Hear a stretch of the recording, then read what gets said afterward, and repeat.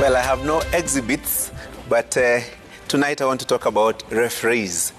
Some call them umpires. The Merriam-Webster dictionary defines a referee as a sports official, usually having final authority in administering a game.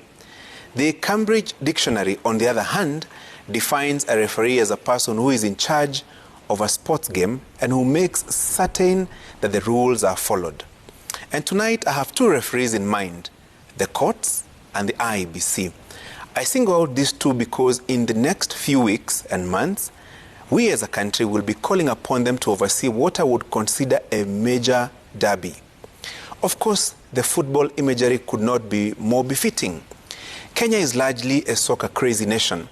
If it is not AFC Leopards versus Gor Mahia that I support, then it is the English Premier League. You know, the Manchester United versus Arsenal. Yeah, that small team. Or Chelsea versus Liverpool. Or Manchester City.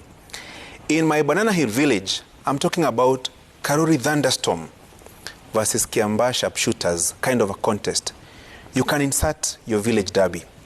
But no matter how competitive or closely fought these soccer matches are, of critical importance is usually the players' attitude towards the referees. If the players don't respect the referee or his decisions, then that match will be simply unplayable. If the referee will be bullied, insulted, and manhandled by the players or team fans for every decision he makes, then that match is unlikely to end well. Last Friday, the Court of Appeal rendered its verdict on the BBI process.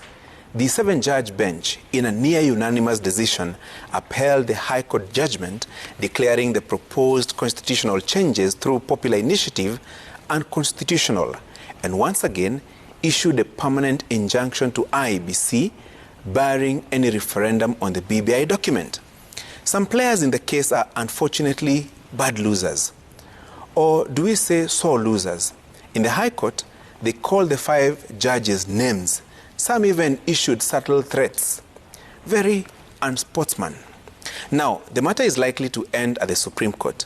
If it does, those aggrieved by the Court of Appeal decision and those in support will have another opportunity to square it out, this time at the highest court in the land. My view would be simple. Raise your points, not your voice. Go argue your position on the basic structure before the judges, not in news conferences. And go there well aware that the game can go either way. You can win or lose. Maybe it can even end in a draw. A win-win kind of a scoreline. Whichever way the judges, led by Chief Justice Martha Koome, decide, respect the verdict. Move on. What ails this country, in my opinion, is our attitude towards referees. When a call goes against our expectations, we make it a big issue. We attack the referee. We degrade the umpire. We even call for the sacking of the referee. You see, a referee is not a player. He cannot score goals in your favor or defend your goal line from the opponent's strikers. Just select your team, prepare for the match, face your opponents. Make no mistake.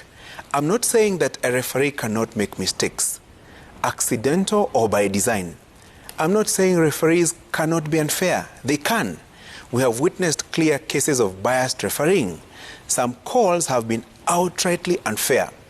But it is also a fact that you cannot be a player and a referee. And players cannot choose a referee. On August 9th next year, the focus will be on IEBC. That scrutiny is actually on. The choice of 4 commissioners is a subject of discussion already. How the commission manages the general election is critical. However, contestants in the elective seats, and particularly the presidency, like rival teams in a soccer tournament, must teach their supporters, or do I call them fans, to respect the referee and allow him or her to make the calls.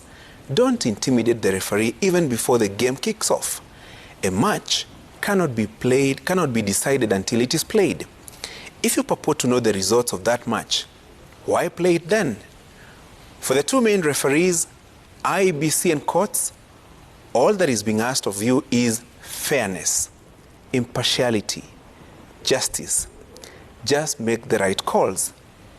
In case of doubt, just consult the VAR our tested constitution. That's my punchline.